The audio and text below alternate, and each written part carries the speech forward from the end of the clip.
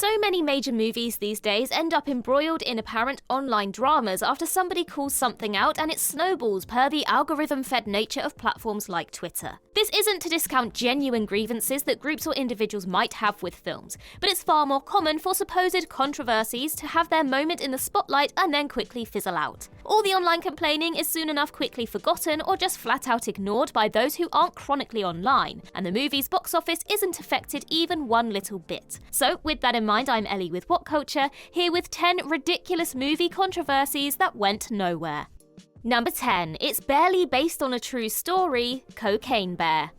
Any movie that purports to be based on true events will naturally be scrutinised to death, though in the case of Cocaine Bear, audiences should have probably been wise enough to cut the filmmakers some slack. Indeed, it shouldn't surprise many that Elizabeth Banks' new dark comedy is an extremely loose interpretation of true events, a revelation which evidently still shocks and even disappointed some. While it's true that an American black bear ingested cocaine dropped by drug smugglers in Tennessee in 1985, the rest of the tale is totally fabricated. In reality, the bear overdosed on the estimated 75 grams of coke it consumed and soon enough died. There's no evidence to suggest that the bear killed anyone before it perished, and so from the moment the bear gets high onwards, the movie is a result of pure creative license. And there's nothing wrong with that at all. If Banks had simply stuck to the facts, it wouldn't be much of a film at all, and certainly not one that remotely lived up to the deranged implications of its title. Number 9. Cassie Lang's recasting in Ant-Man and the Wasp: Quantumania.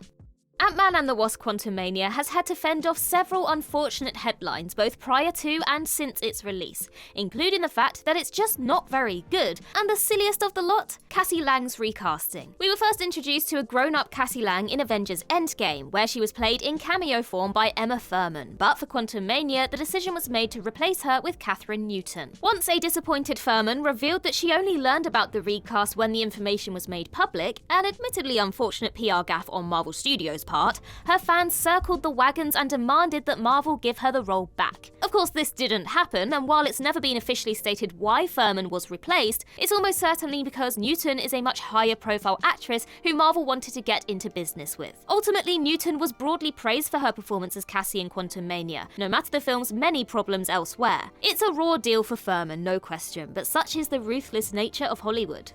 Number 8. Ghostface has a shotgun in Scream 6.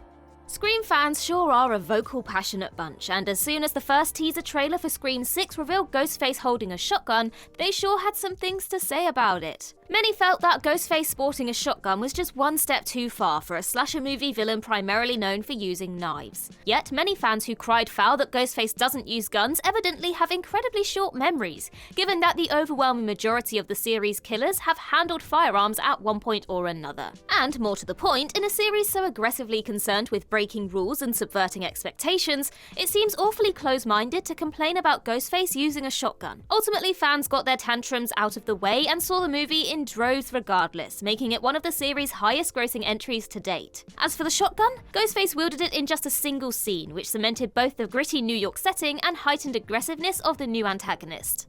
Number 7. Harry Styles spitting on Chris Pine at the premiere, Don't Worry Darling. Olivia Wilde's Don't Worry Darling was absolutely mired in various controversies prior to release. Some serious, others less so. And the most inane, even hilarious of them all, the claim that Harry Styles spat on Chris Pine at the movie's Venice Film Festival premiere, and internet detectives with nothing better to do scanning videos of the incident to try and discern the truth either way. Fascinatingly, this rustled up way more press than anything to do with the actual film. Ultimately, Pine's PR rep called the non-moment the result of an odd online illusion, and any attempt to contrive a feud between Styles and Pine quickly fizzled before the movie received its multiplex release. More than 6 months on though, Don't Worry Darling is itself a fairly distant memory, and despite performing modestly well at the box office, is probably best remembered for a slew of overblown online drama that ended up amounting to very little. Number 6. Sylvester Stallone's absence in Creed 3. Even though Sylvester Stallone confirmed that Creed 2 would be his final Rocky when it released back in 2018, many fans were still infuriated when his absence from Creed 3 was double confirmed in recent months. Some incredibly steadfast fans felt that every movie in the Rocky universe should feature its title character, some even feeling that it was an insult to Stallone, who created the franchise, to leave him out of Adonis Creed's latest chapter. Further complicating matters was Stallone's soured relationship with franchise producer Irwin Winkler, prompting him to state that he couldn't support any future movies and would never watch Creed 3. Many naturally took the least charitable reading of this headline possible and assumed that Stallone had bad blood with actor-director Michael B. Jordan, which wasn't the case at all. In the end, Creed 2 truly felt like a natural send-off for Rocky, and while a small cameo or phone conversation in Creed 3 might have been nice, the movie ultimately wasn't left wanting for him. And considering the rock-solid reviews and mighty box office higher than both prior Creed films, general audiences clearly weren't too bothered either. Number 5. The Ukrainian villains in Operation Fortune. Guy Ritchie's new spy comedy Operation Fortune was shot in the early months of 2021, yet had its release curiously delayed until this past March in most of the world, more than a year after its original intended release date. Though some initially suggested the delay was due to pandemic-related issues, it later transpired that it was because of the film featuring Ukrainian gangsters as villains and Russia launching a full-scale invasion on Ukraine when its original release date loomed. There were even rumors that the film was being re-edited to remove the Ukrainian gangsters completely, given general global support for Ukraine throughout the conflict and the feeling that a movie featuring them as villains would be poor timing, if not poor taste. Yet ultimately, Operation Fortune finally came out with its Ukrainian villains kept very much intact, and nobody much cared. It probably did help that they were relatively forgettable antagonists. Number 4. It's Fatphobic The Whale. Darren Aronofsky's Oscar-winning film The Whale stars Brendan Fraser as a depressed, morbidly obese man attempting to reconnect with his estranged, difficult daughter. Despite receiving broadly positive reviews, with most praise directed at Fraser's Oscar-winning performance, there was noted pushback against the film's depiction of an overweight protagonist as fatphobic. Some critics complained that putting Fraser in a fat suit rather than hiring an obese performer for the part was inherently morally suspect, and that the film's downbeat subject matter presented an excessively miserable, even exploitative and dehumanizing view of overweight individuals. Yet the responses from general audiences was considerably less contentious, because after all, how many 600-pound actors are there who could feasibly complete a grueling movie shoot, let alone sell a film to the masses? At the end of the day, it's all about context, and evidently the accusations leveled against the film didn't stop thousands of Academy members voting for Fraser to win the Best Actor Oscar. Number 3. Linking the movie to Armie Hammer, Bones and All.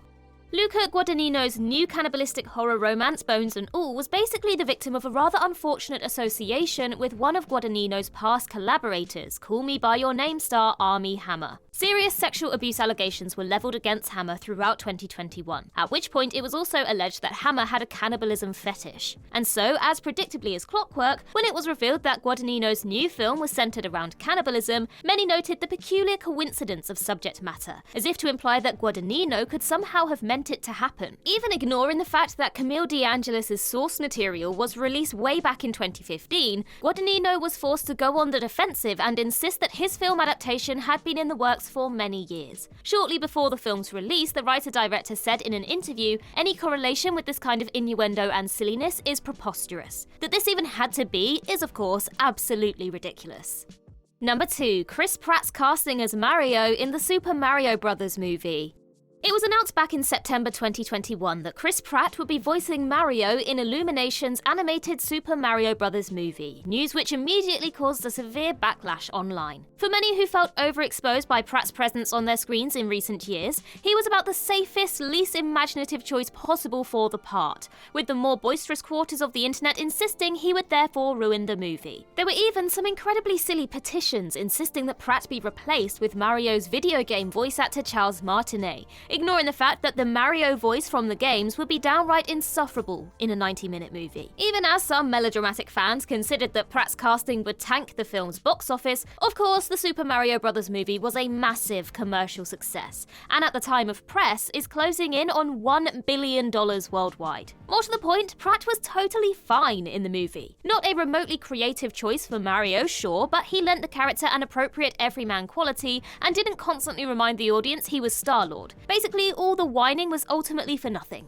Number 1. Alleged anti-Semitism in Everything Everywhere All at Once.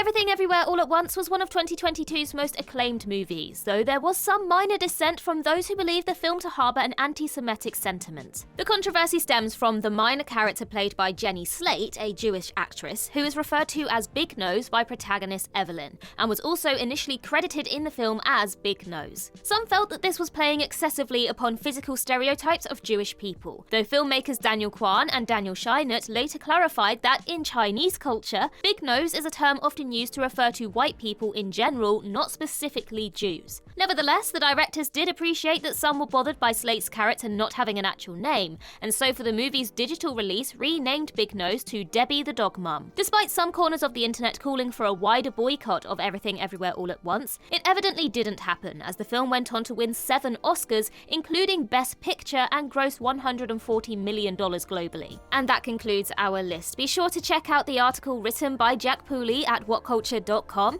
Make sure you hit that like and subscribe button and the notification bell as well. Head over to Twitter and follow us there, and I can be found across various social medias just by searching Ellie Littlechild. I've been Ellie with What Culture. I hope you have a magical day, and I'll see you real soon.